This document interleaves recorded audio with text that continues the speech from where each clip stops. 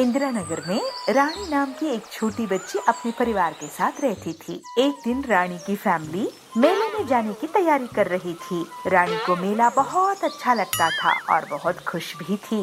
हम आज मेले में जाएंगे, बहुत सारी मिठाई खाएंगे, बलून फोड़ेंगे और बताशे लाएंगे।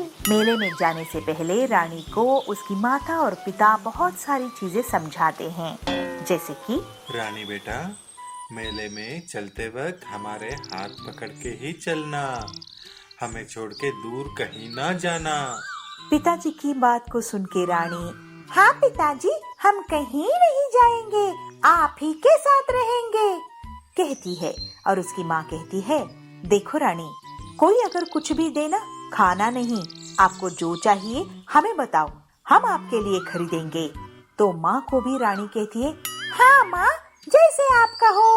तो ऐसे तैसे करके रानी और उनकी परिवार की यात्रा चल पड़ती है मेले की ओर। मेले में जाते वक्त सब लोग नाश्ता करने के लिए उतर जाते हैं। अरे जल्दी जल्दी नाश्ता खत्म कर लो, वरना मेले में जाने के लिए देरी होगी। रानी बेटा, आ जाओ, तुम भी खा लो, यहाँ वहाँ देखते पीछे ना रह जाना।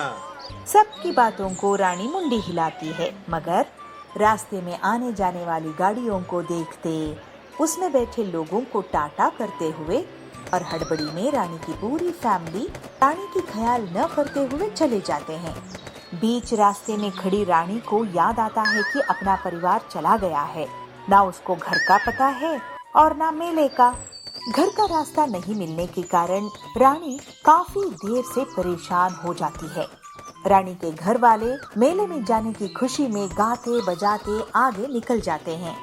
उनके साथ मेले में जाने वाले और परिवार भी जुड़ जाते हैं और रानी अपने साथ नहीं है, इसका ख्याल ही उन्हें नहीं आता है।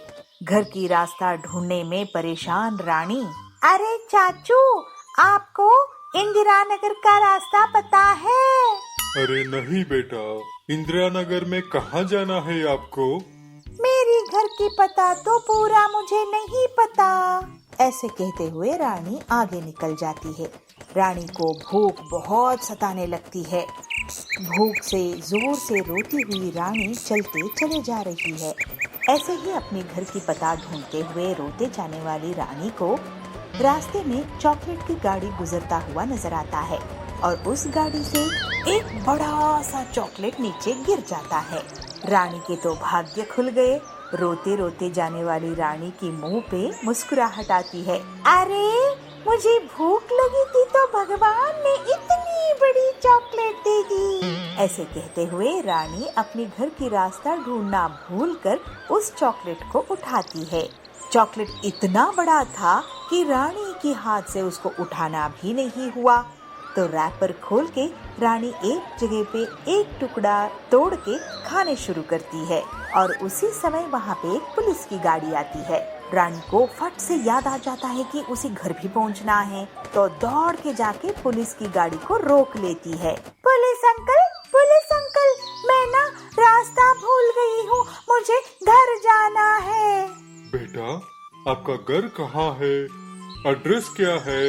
मुझे तो सिर्फ इतना पता है कि मेरा घर इंदिरा नगर में है। तब पुलिस वाला भी परेशान हो जाता है और रानी को कहता है, कोई बात नहीं, हम आपको घर पहुंचा देंगे। कहते हुए रानी को गाड़ी में बिठाता है, मगर रानी थोड़ी ही आने वाली थी। वो कहती है, पहले अपना चॉकलेट उठा ले। पुलिस वाला भी डट जाता है, या रानी को ले जाएगा या फिर चॉकलेट को। तो रानी दोनों हाथों से खींचते हुए उस चॉकलेट को गाड़ी में चढ़ा देती है।